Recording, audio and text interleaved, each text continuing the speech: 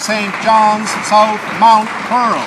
Incoming Chief of Staff Nigel Wright currently sits on the boards of 2 aerospace companies, and we know that in 18 to 24 months he's going to be returning to business. The Conflict of Interest Code dictates that he would not be able to participate in any aerospace meetings due to his business involvement. Now here's a conflict. The Prime Minister is meeting with 2 aerospace companies today. How are the Conservatives going to work around the glaring conflict of interest? Are they going to have the Chief of Staff sit in the hallway?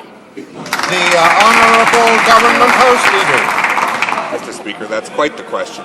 We think it's tremendous that someone who's been incredibly successful outside of politics and government has agreed to take a leave from their career and come to Ottawa, our nation's capital, make a contribution to public life.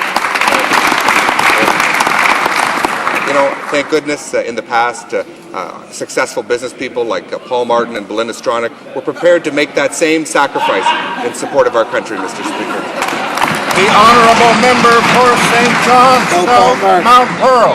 This isn't about Nigel Wright. This is about the Prime Minister's judgment. We are raising legitimate concerns regarding potential conflicts of interest as a result of Mr. Wright's business relationships.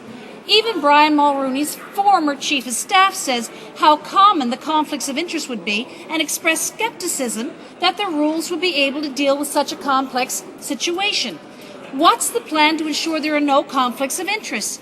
And when will they share it with Canadians? Even the Conflict of Interest Commissioner is asking them to do so. Honourable Government House Leader.